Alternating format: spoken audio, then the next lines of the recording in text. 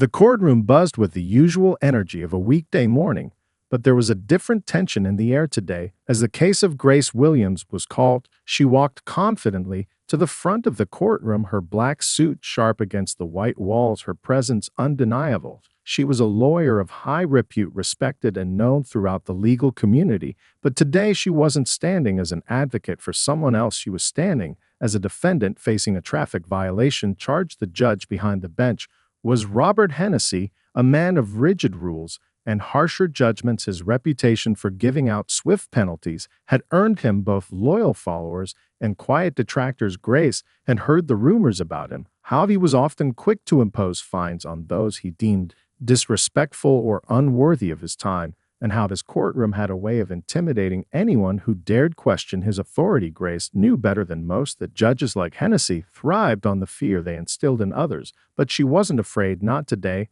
and not ever. Hennessy looked down at her with a raised eyebrow, his cold eyes scanning her from head to toe, his gaze lingering longer than necessary. Before he spoke, Grace Williams, she said nothing, just nodded, acknowledging his words in a calm, measured way. Her reputation in the legal field had earned her respect, but she knew that in this moment it meant little in the eyes of this judge. Hennessy's tone was clipped as he addressed her. "Is there a reason you're late?" He asked, his words sharp like a whip cracking in the air. She could feel the weight of his judgment, but it didn't move her. She maintained her composure and answered, "I was delayed by traffic, Your Honor, but I'm here now." Hennessy didn't seem convinced. He scowled and nodded toward the clerk to call the next piece of evidence. The officer who had issued the ticket took the stand and quickly testified about the incident.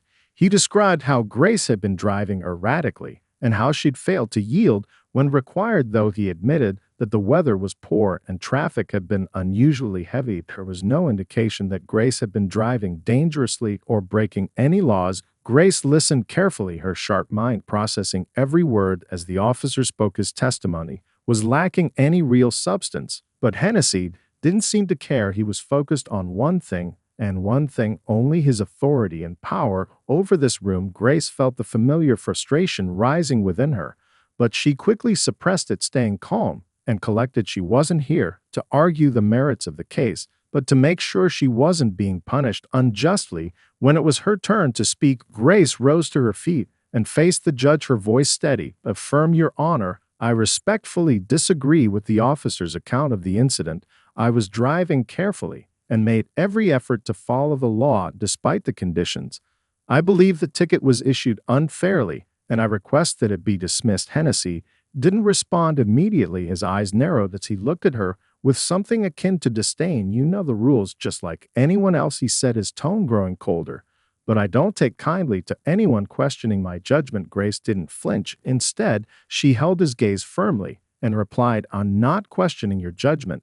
I'm simply asking for fairness." Hennessy was silent for a moment, his expression unreadable. Then he finally spoke in a low voice. "The fine stands," he said, his decision final and absolute. Grace's heart skipped a beat. She had expected the ruling, but it still stung in a way she wasn't prepared for. The courtroom felt smaller now, the weight of his words hanging in the air as the judge hammered down his gavel, signaling the end of the hearing. Grace walked out of the courtroom with a sense of unease settling in her chest, the sharp sound of the gavel echoing in her mind.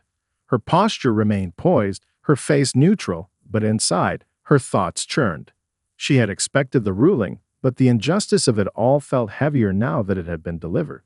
The fine, a punishment for something she didn't believe she deserved, felt less like a penalty and more like a personal affront.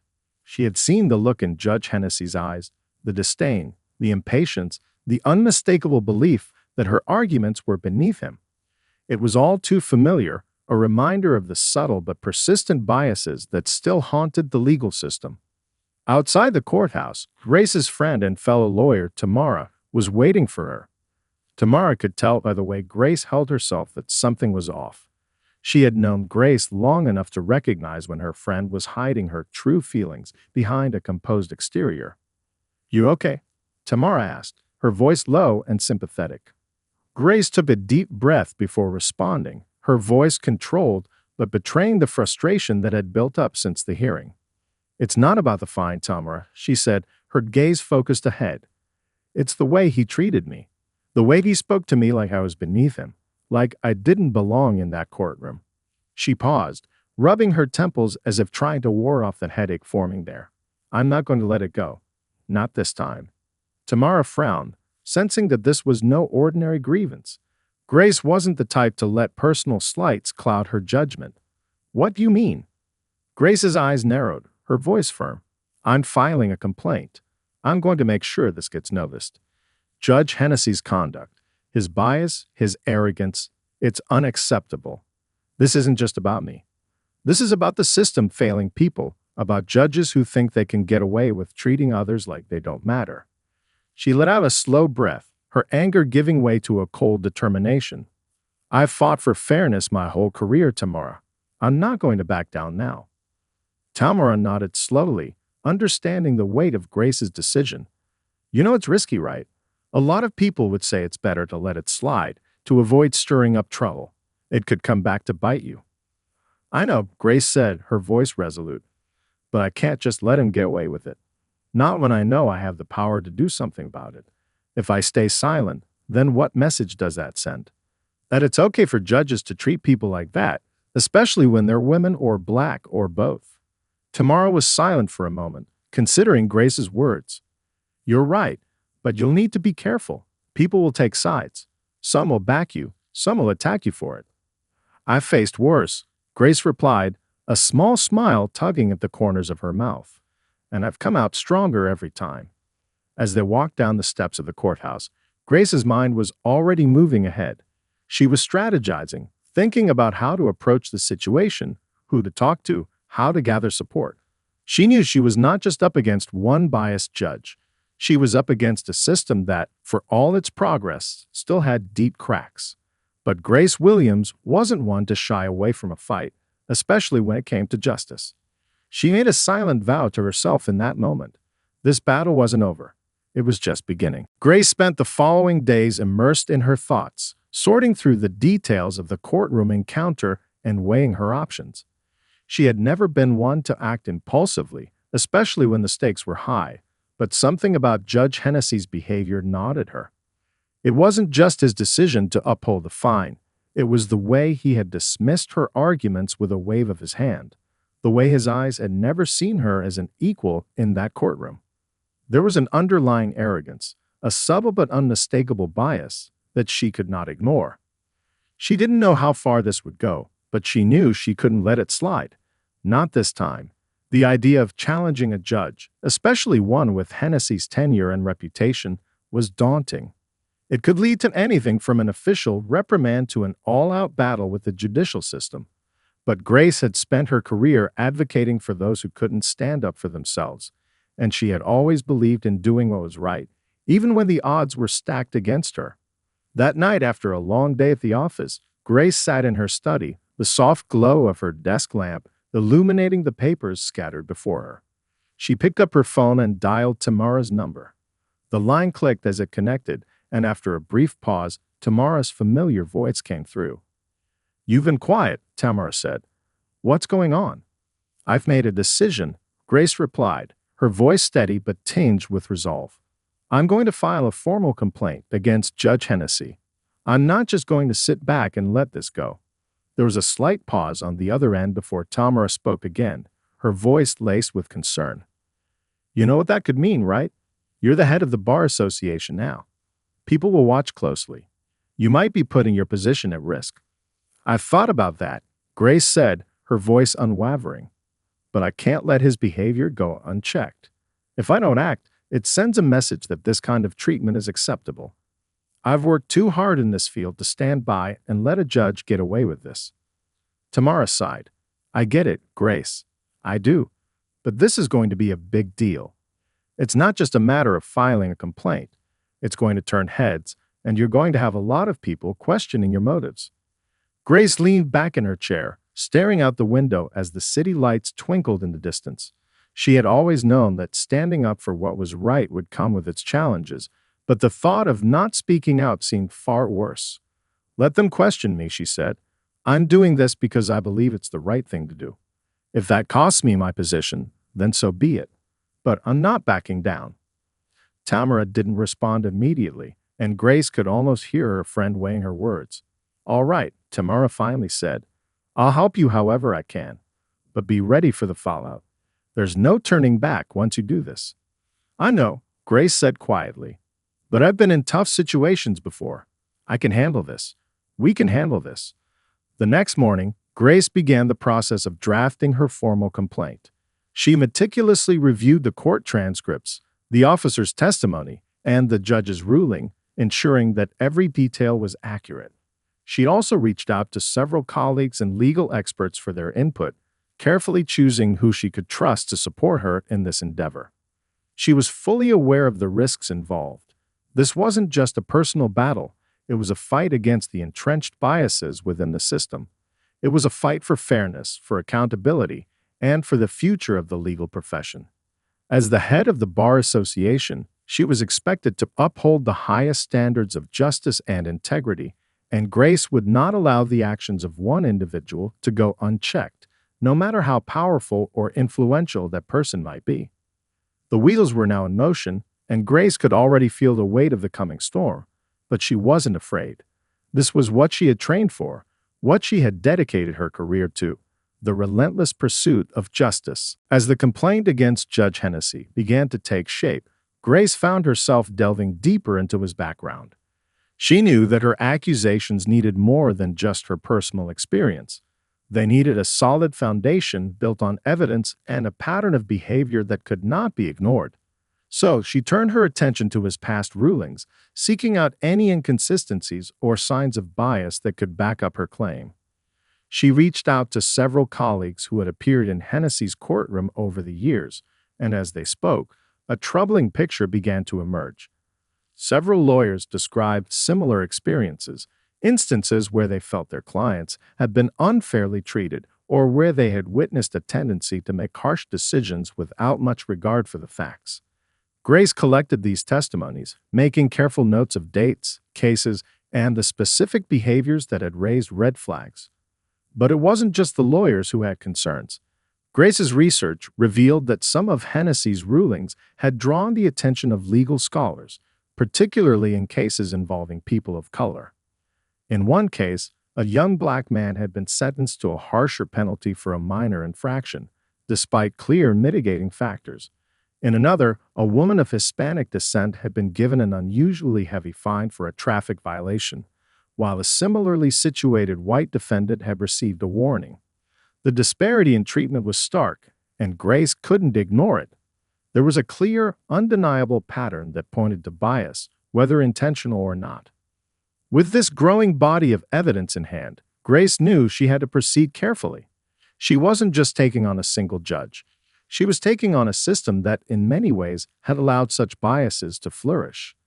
She understood the risks of challenging a figure as prominent as Judge Hennessy, but she also knew that if she didn't act, things would never change. As the days passed, Grace's mind became consumed with the idea of justice and how often it was unevenly applied. Her work at the Bar Association had always been about making sure that every individual, regardless of their race, gender, or background, had a fair chance in the legal system. Yet here was a glaring example of how that ideal was being undermined by one individual's unchecked power. The realization strengthened her resolve, but it also made her feel a deep sadness. How many others had suffered under Hennessy's rule, too afraid or too powerless to speak up? Meanwhile, word of Grace's complaint began to leak to the press.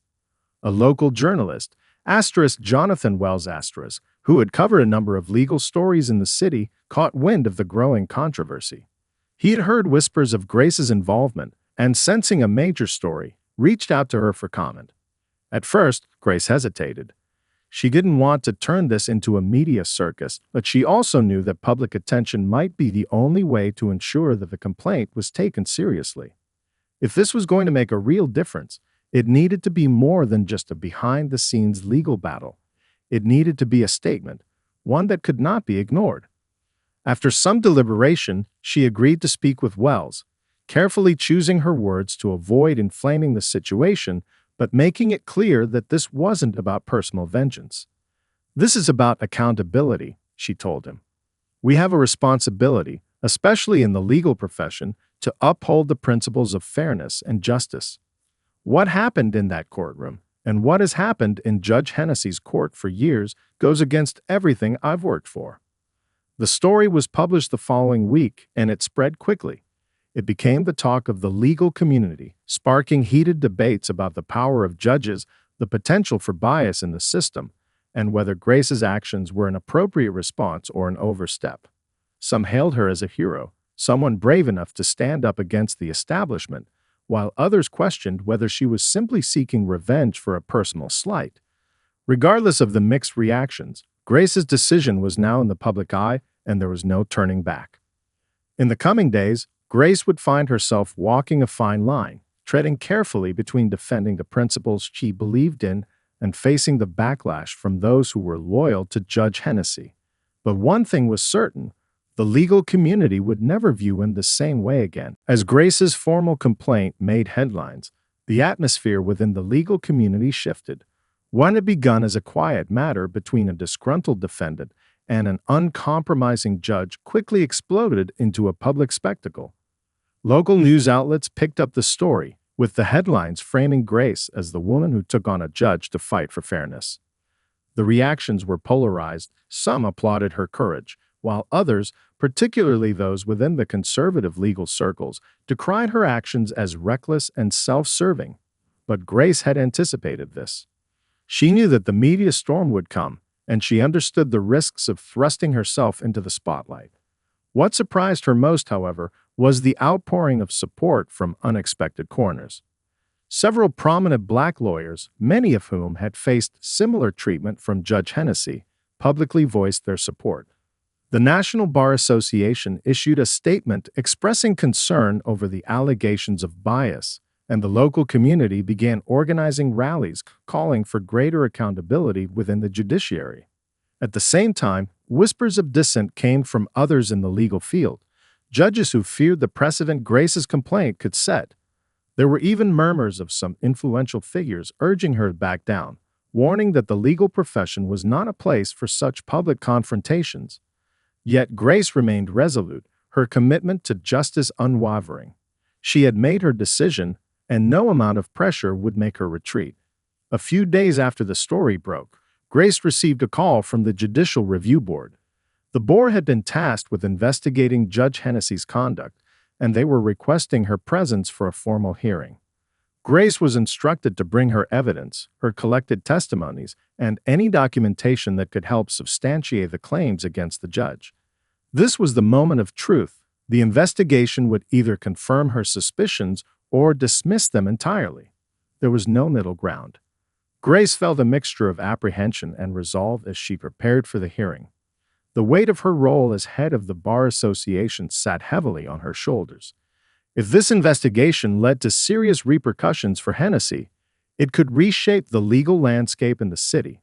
The idea of taking down a judge who had been untouchable for so long filled her with both a sense of justice and a deep understanding of the potential fallout. When the day of the hearing arrived, Grace walked into the boardroom with the same calm composure she had carried in every courtroom. The panel was made up of 5 senior judges, a mix of figures who were both respected and feared within the legal community. Their faces were neutral, offering nothing in terms of encouragement or judgment. As Grace presented her case, she methodically outlined the evidence, the patterns of biased rulings, the testimonies from her colleagues, and the documented disparities in how Judge Hennessy had treated different groups of people. Each piece of evidence was carefully chosen, and her presentation was impeccably professional. The board members listened intently, taking notes and asking only occasional questions. Grace knew that their reactions would be carefully measured. They were aware of the weight of this case. As she spoke, she made it clear that her goal was not to bring personal revenge against Judge Hennessy, but to shed light on a serious issue that affected the very integrity of the judicial system. After she finished, there was a moment of silence. The panel members exchanged glances, their faces unreadable. Finally, the head of the board, Judge Samuel Jenkins, spoke. "Thank you, Ms. Williams," he said, his voice steady. "We will take your testimony into consideration. You've provided us with compelling evidence, and we will move forward with a thorough review of the allegations. A decision will be made after we have fully examined all of the facts." Grace nodded, trying to remain composed, though a sense of anticipation buzzed through her. She had made her case, now it was in the hands of the board. The next few days would be crucial. If they sided with her, the ramifications for Judge Hennessy could be severe. If they dismissed her complaint, the message sent to the public and the legal community would be one of tolerance for bias and misconduct. Grace left the hearing with a sense of quiet determination. The hardest part was over, but the journey was far from finished. She had taken a stand, and now it was time to see how the system would respond. The days following the hearing felt like an eternity to Grace. She spent most of her time in her office, buried in paperwork and meetings, yet her mind often wandered back to the hearing. She couldn't shake the feeling that she was waiting for something monumental to happen, something that would either validate her decision or force her to confront the consequences of challenging the judicial system head-on. Despite her professional distractions, Grace knew that the Judicial Review Board was deliberating behind closed doors. She had been told that a decision would be reached in a week, but in reality, it felt like a lifetime. The media attention had not let up either. Every day, a new article or opinion piece appeared, some defending her actions, others accusing her of undermining the integrity of the judicial system. The chatter was growing louder, and it was clear that the decision made by the board would reverberate far beyond the courthouse. Tamara, ever the loyal friend, had been checking in regularly. She was well aware of the pressure Grace was under, especially with her position as the head of the Bar Association on the line. One morning, Grace's phone buzzed as she sat in her office, reviewing case files. It was Tamara. "You heard." Tamara's voice was tight, and Grace immediately knew something was happening. "No," Grace replied, bracing herself. "What's going on?" "Someone's leaked the investigation's preliminary findings to the press," Tamara said, her tone a mix of frustration and concern. "The media's picking up on it fast. The word is Hennessy might be facing a formal reprimand, but there's no guarantee it'll go beyond that." Grace's heart raced. A reprimand. That could be a significant step, but it was nowhere near the kind of resolution she had hoped for.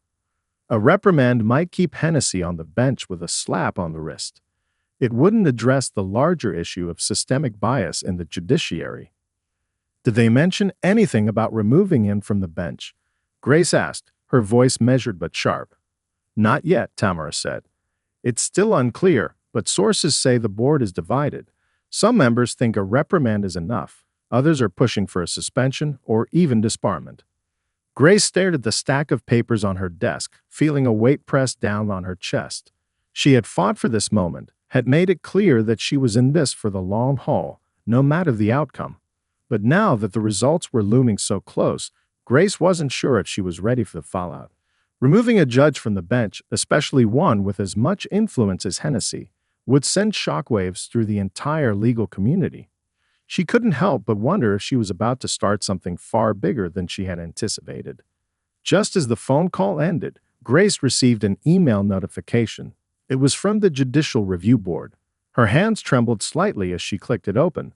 The subject line, simple but loaded, "Preliminary findings regarding Judge Hennessy." The email confirmed what Tamara had said. There were leaks.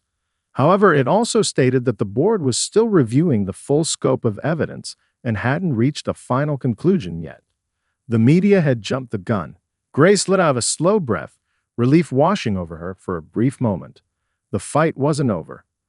The next day, the full results of the board's review were officially announced in a press release. Grace held her breath as she read through the statement. Judge Robert Hennessy had been found guilty of misconduct, but the board had decided not to immediately remove him from the bench. Instead, he would face a public reprimand and undergo additional sensitivity training on racial and gender biases. While the decision was far from what Grace had hoped for, it was a significant step forward. Hennessy had been publicly called out for his behavior, and a record of the misconduct would follow him for the rest of his career. It wasn't the ultimate punishment, but it was something. The public reaction was swift and varied. Some celebrated the reprimand as a small victory for justice, while others, including several senior legal figures, criticized the board for not taking more drastic action. Grace's phone rang off the hook with messages from colleagues, journalists, and even some former adversaries congratulating her for her tenacity in pushing for accountability. But underneath the congratulatory words, she could sense that the legal community was shifting. Suddenly, everyone was looking at her differently. She had taken on the system, and now the system had taken notice. The aftermath of the board's decision was a strange mix of victory and unease for Grace. On one hand, Judge Hennessy's public reprimand and mandatory sensitivity training were wins in the battle against judicial bias. On the other hand, the fact that he had not been removed from the bench gnawed at her. While the reprimand was a step forward, it was far less than what she had hoped for, and the lingering question remained. Was this enough to instigate real change? Grace spent the next few days reflecting on the larger implications of the decision. She had forced the legal system to confront its biases, but was this just another symbolic gesture?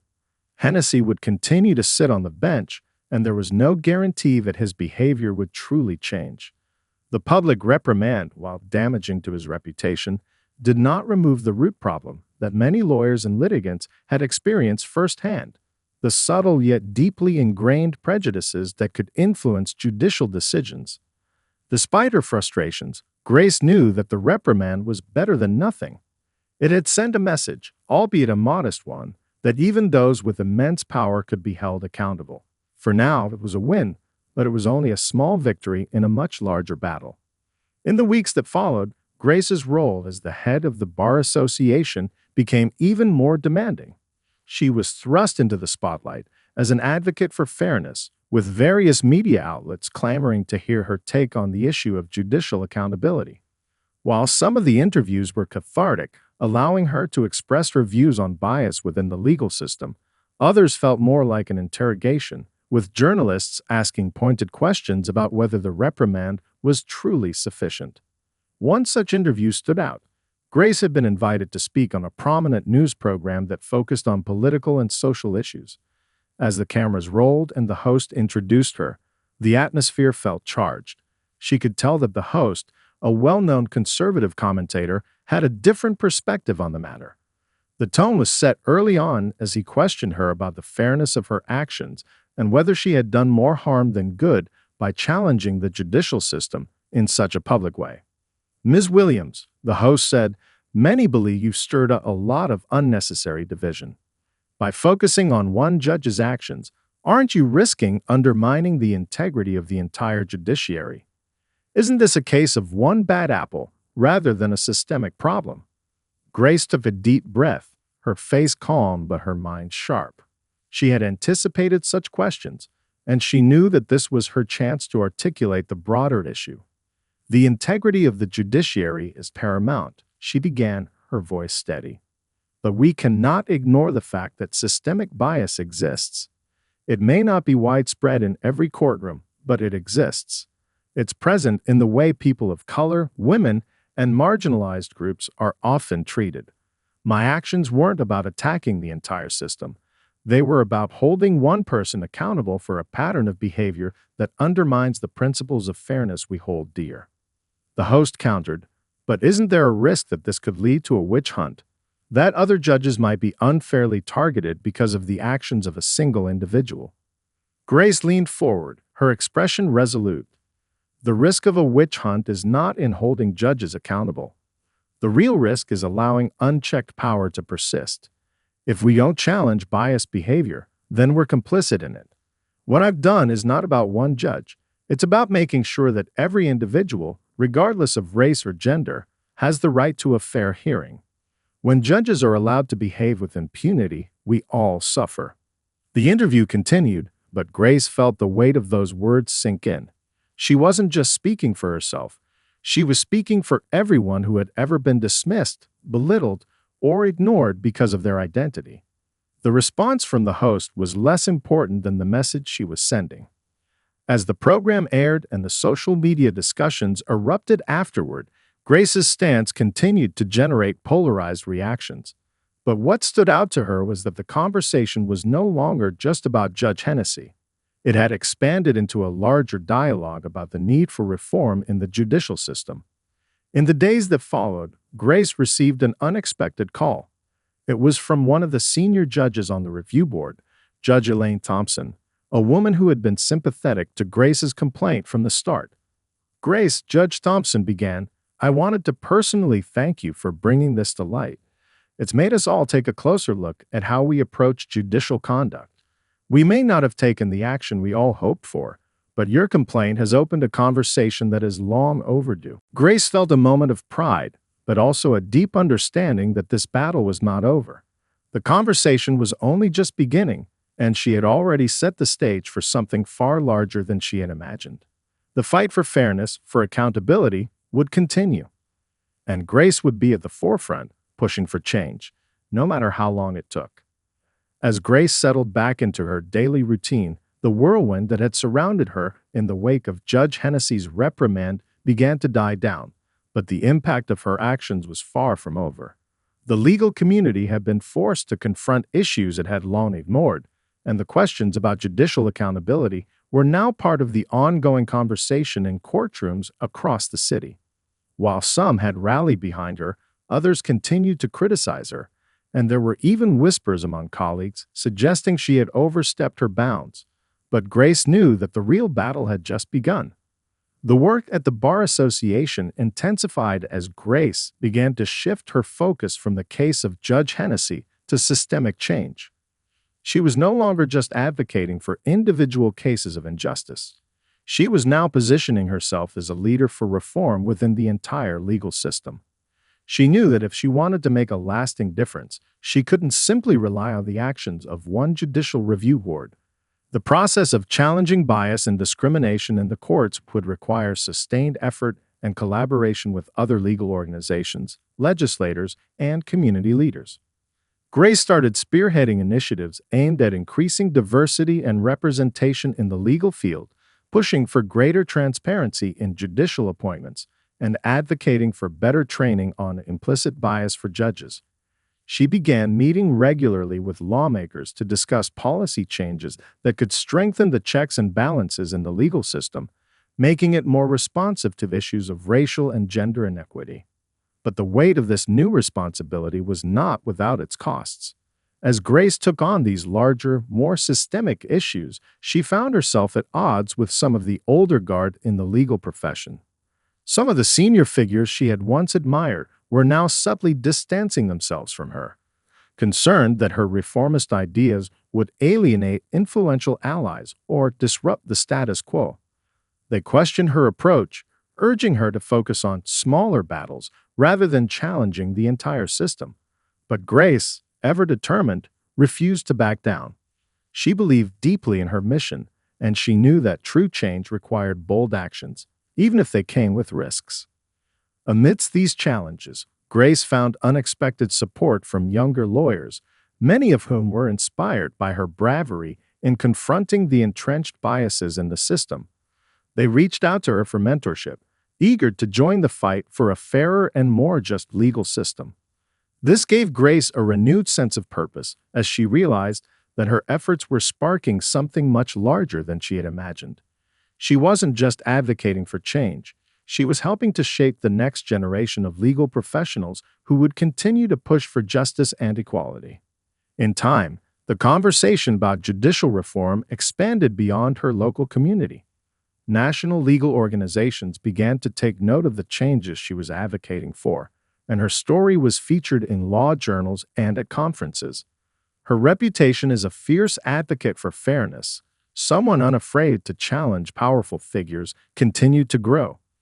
She was invited to speak at events across the country, where she shared her experience and insights on how to tackle bias within the legal system.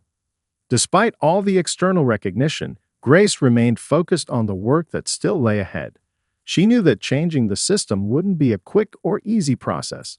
The forces of tradition and power were deeply entrenched, and the road to true reform was long and filled with obstacles.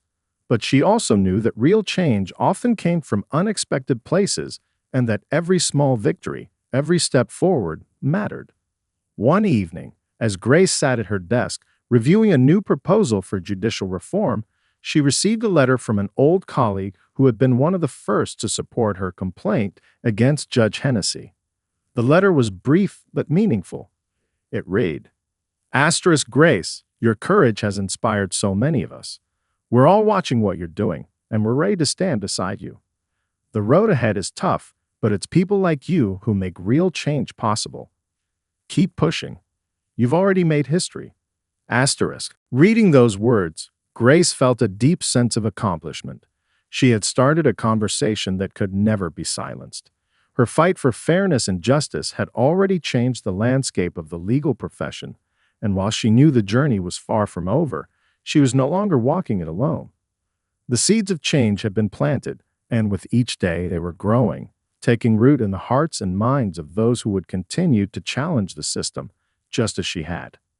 As the months passed, Grace understood that she had ignited a movement, and though it had begun with a single decision to speak out against one biased judge, it had blossomed into a full-scale campaign for a more equitable and just legal system.